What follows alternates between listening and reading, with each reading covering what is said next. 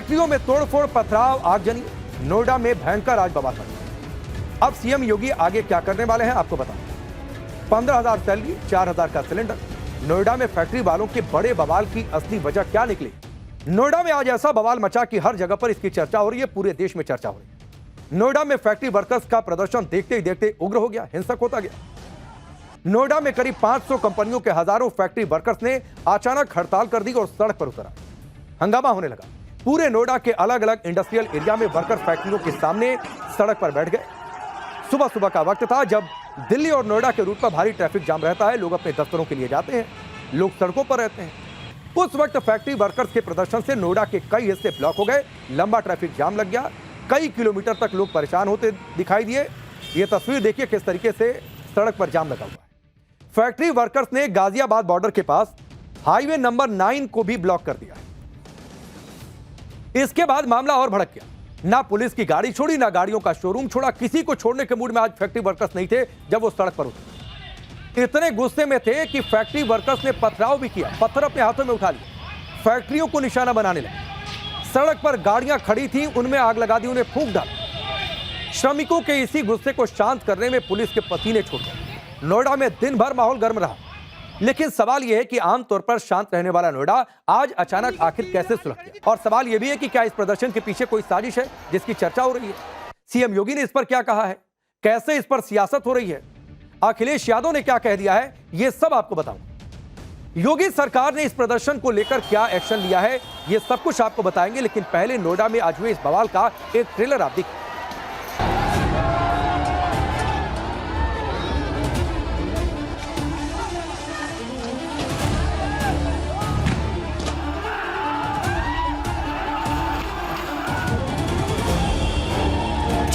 तैयारी क्या करती है कि सैलरी पहले डालती है, ओवरटाइम आधा डालती है, आधा बाद में डालती है। हमारी सैलरी नहीं बढ़ाई जा रही है, हमें 20,000 रुपए सैलरी चाहिए, डबल ओटी चाहिए। सिलेंडर बढ़ रहा है, सारी महंगाई बढ़ रही है, हमारी सैलरी क्यों नहीं बढ़ रही है? उस शांति को समृद्धि की ओर बढ़ने से रोकने के लिए अशांति पैदा करने के भी षड्यंत्र कर रहे हैं। सरकार की इसमें कमी ये है कि जब मजदूर अपनी मांग को लेकर के आए तो सरकार ने सुनवाई क्यों नहीं की? सरकार ने बातचीत का रास्ता क्यों नहीं निकाला?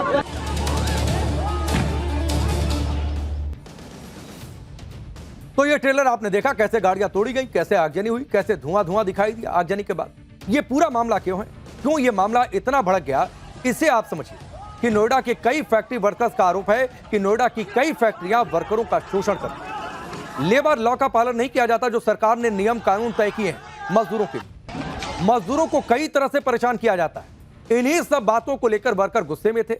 वेतन में बढ़ोतरी समेत ऐसी 4 मांगे थी जिसे मनवाने के लिए वर्कर सड़े थे और सड़क पर उतरे हुए।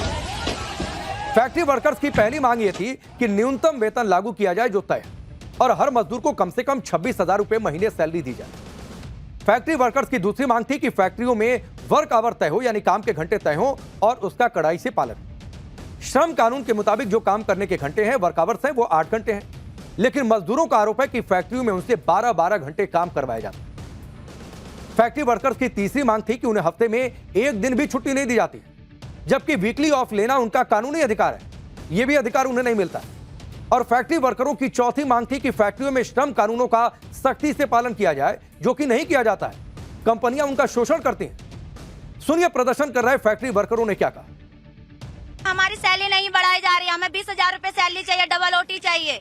हमारी 12 घंटे कंपनी चलती है, 9,500 रुपए सैलरी है। गैस महंगाई इतनी, हम क्या करेंगे? हमें आज तक ओवर टाइम का भी नहीं पता कि हमें कितना मिलता है। अगर छुट्टी करें तो 4 दफे हमें घुमाता है कि वहाँ जाओ वहाँ जाओ, क्यों छुट्टी चाहिए, क्यों नहीं चाहिए? हम बीमार पड़ते तो हमें गेट पास। हमारा भी यहाँ 10 साल हो गया सैलरी का।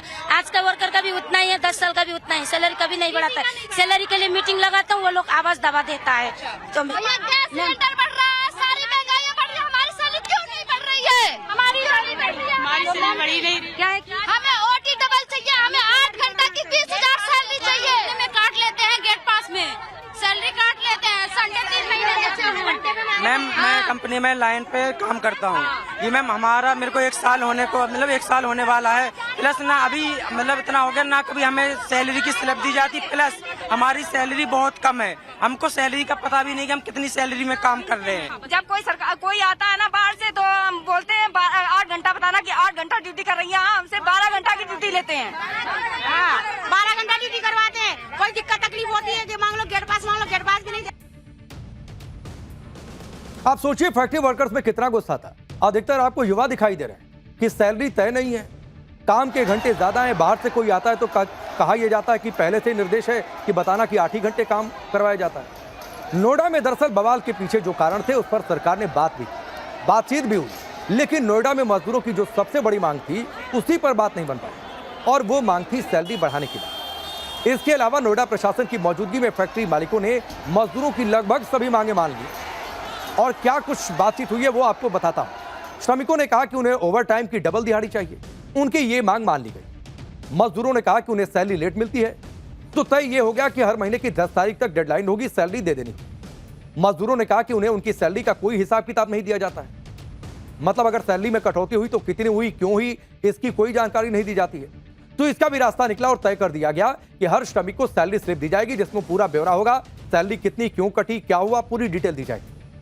मजदूरों ने बोनस की बात उठाई तो गौतम बुद्ध नगर के डीएम ने कंपनियों को आदेश दिया कि कंपनियां 30 नवंबर तक हर हाल में श्रमिकों को दिवाली बोनस दे दिया करेंगी। इन मांगों को लेकर नोएडा में सड़क पर उतरे वर्कर्स का क्या कुछ कहना था वो भी आप सुनिए। इस वक्त हम नोएडा सेक्टर 62 में खड़े हैं, जहां पे तमाम मजदूर सड़कों पे उतरे हुए हैं अपनी मांगों को लेकर। और आप देखिए किस तरीके से मजदूर जो है इन्होंने पूरा इंडस्ट्रियल एरिया को इस वक्त जाम किया है, और सारी फैक्ट्री जो है वो इस वक्त बंद हो चुकी है। सभी फैक्ट्रीज के मजदूर वापस जा रहे हैं और अधिकतर मजदूर सड़कों पर नजर आ रहे हैं जो प्रदर्शन कर रहे हैं। क्या मांग है आप लोगों की, किस मांग को लेकर उतरे हैं? कि मैं देखो एक कंपनी में जॉब कर रहा हूँ सर, यहाँ के लोकल के मकान मालिक है, 5,000-6,000 रुपए में कमरा मिल रहा है, और प्लस 3,000 रुपए का सिलेंडर मिल रहा है। सैलरी मेरी 12-13,000 रुपए, उससे हमारा क्या गुजारा होगा, क्या प्राइवेट बच्चों को पढ़ाऊंगा।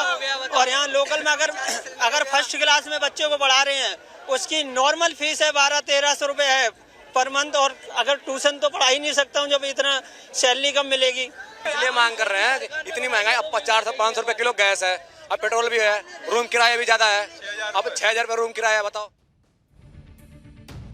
तो लोगों की चिंता है, वर्कर की चिंता है कि पैसा बहुत कम है, नोएडा में रहने का खर्चा और लिविंग ऑफ कॉस्ट, तो ये मेंटेन कैसे होगा। लेकिन सवाल यह है कि जब एक तरफ बातचीत हुई, कई बातें मानी गई, तो फिर यह बवाल इतना आगे कैसे बढ़ गया, कैसे इतना बवाल उग्र हो गया। इसका सच जानने के लिए सरकार ने जांच शुरू कर दी है। नोएडा बवाल को लेकर क्या कुछ अपडेट है आपको आगे बताऊंगा, लेकिन पहले देखिए कि आज नोएडा में कैसे बवाल, आगजनी, पत्थरबाजी, तोड़फोड़, सब कुछ हो गया। 50 से ज्यादा गाड़ियों में तोड़फोड़ हो गई, आगजनी हो गई। उग्र प्रदर्शन के दौरान नोएडा के सेक्टर 63 में भीड़ ने एक कार शोरूम में 35 कारों को कबाड़ बना दिया। करीब 150 लोगों की भीड़ ने कार शोरूम में घुसकर 30 गाड़ियों में तोड़फोड़ कर दी और शोरूम के बाहर खड़ी 5 गाड़ियों में आग लगा दी, उन्हें आग के हवाले कर दिया। आप ये देखिए कैसे गाड़ियों का सिर्फ ढांचा रह गया आग लगने के बाद, सब कुछ सुहा हो गया। नोएडा में जो भी बवाल हुआ, क्या उसमें कोई साजिश भी हो सकती है? क्योंकि नोएडा में मजदूरों का प्रदर्शन 4 दिन पहले यानी 10 अप्रैल से चल रहा था, फिर आज अचानक कैसा क्या हुआ कि उग्र हो गया। पिछले 3 दिनों तक यह प्रदर्शन शांतिपूर्वक तरीके से चल रहा था। 10 अप्रैल को सबसे पहले रिचा ग्लोबल कंपनी के मजदूरों ने विरोध शुरू किया था, जिसके बाद नोएडा प्रशासन फैक्ट्री मालिकों और मजदूरों के बीच बैठकर बीच का रास्ता निकाल रही। लेकिन पहली मीटिंग में फैक्ट्री मालिकों और मजदूरों के बीच बात नहीं बन पाई। आमतौर पर होता भी है कि जल्दी बात नहीं बनती है। इसके बाद फैक्ट्री मालिकों के साथ शनिवार को दोबारा बैठक हुई। इस बैठक में बोनस देने, वीक ऑफ देने, ओवर टाइम के पैसे देने और छुट्टी के दिन बुलाने पर डबल दिहाड़ी देने की बात पर सहमति बन चुकी थी। इसके बाद रविवार को मामला शांत रहा, छुट्टी का दिन भी था, मजदूर भी शांति से फैक्ट्रियों में काम करते रहे। लेकिन हफ्ते का पहला दिन आया, सोमवार आया, तो सुबह से ही नोएडा में ऐसी आग लगी कि किसी के रोके नहीं रुकी। और शायद यही वजह है कि सीएम योगी ने आज कह दिया कि कुछ लोग अशांति फैलाने की कोशिश कर रहे हैं। उन्होंने श्रमिकों से शांत रहने की अपील की, सुनिए। कुछ लोग उस शांति को समृद्धि की ओर बढ़ने से रोकने के लिए अशांति पैदा करने के भी षड्यंत्र कर रहे हैं। मैं अपील करूंगा सभी औद्योगिक इकाइयों में कार्यरत कार्मिकों से और औद्योगिक इकाइयों में कार्यरत श्रमिकों से भी, याद करिए ये डबल इंजन की सरकार आपके साथ कैसे खड़ी होती है। कोरोना कालखंड में आपने देखा होगा, जब कोरोना की परवाह के बगैर हमारी सरकार ने कार्मिकों को सबके लिए अपनी गाड़ियां उपलब्ध करवाई, उनको क्वारंटीन सेंटर में रखवाने की व्यवस्था की, उनके लिए सभी प्रकार की फ्री सुविधा उपलब्ध करवा करके उनको उनके घरों तक पहुंचाने का काम किया। नोएडा में आज बवाल के पीछे जिन लोगों का हाथ है उनकी धरपकड़ भी शुरू कर दी गई है। आप देखिए कि अब तक 60 लोगों को इस मामले में गिरफ्तार किया जा चुका है। 200 से ज्यादा लोगों को हिरासत में लेकर पूछताछ की जा रही है। सोशल मीडिया पर अफवाह फैलाने वाले 2 हैंडल्स के खिलाफ भी एफआईआर दर्ज की जा रही है। डीजीपी राजीव कृष्णा ने बताया कि भड़काने वाले तत्वों को चिन्हित किया जा रहा है। वर्करों की भीड़ में बाहरी तत्वों के शामिल होने का भी शक है, जो आमतौर पर भीड़ के दौरान ऐसे प्रदर्शनों में होता है। इसीलिए पुलिस उन्हें भी चिन्हित कर रही है। उन्होंने बताया कि बवालियों के खिलाफ कड़ा एक्शन लिया जाएगा। नोएडा में बवाल के पीछे सीएम योगी ने principal secretary labour Shanmuga Sundaram को तुरंत नोएडा पहुंचने का आदेश दे दिया है, जिसके बाद वो लखनऊ से रवाना भी हो गए। तो वहीं सीएम योगी ने एक हाई लेवल जांच कमेटी बना दी है। यह कमेटी वर्करों से बात कर शासन को उनकी मांगों की जानकारी देगी, जिसके बाद आगे का फैसला लिया जाएगा। हालांकि अखिलेश यादव ने नोएडा में मचे बवाल को लेकर सरकार और प्रशासन को फेल करार दिया। उन्होंने कहा कि जब मजदूर अपनी मांग को लेकर आए तो सरकार ने उनकी सुनवाई क्यों नहीं की।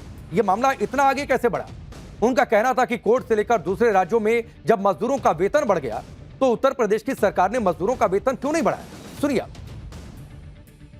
जो नोएडा में आज देखने को मिला है, जहां तमाम गाड़ियां जला दी गई और पुलिस को भी भागना पड़ गया वहां से। सुनने में आ रहा है कि पुलिस की गाड़ी भी पलटा दी गई।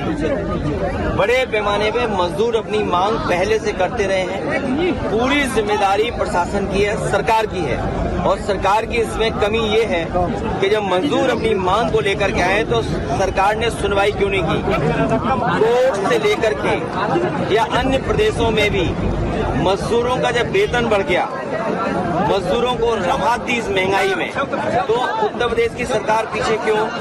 सरकार ने बातचीत का रास्ता क्यों नहीं निकाला? जीरो हमने इन्वेंट किया, हमने बताया दुनिया को जहां योग है वहां रोग नहीं। सबसे पुरानी सभ्यता है हमारी।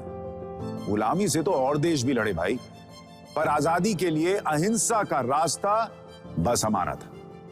अपने पसीने से जमीन सींचता किसान और घर में घुसकर मारने वाले जवान, बस इसी मिट्टी ने जने।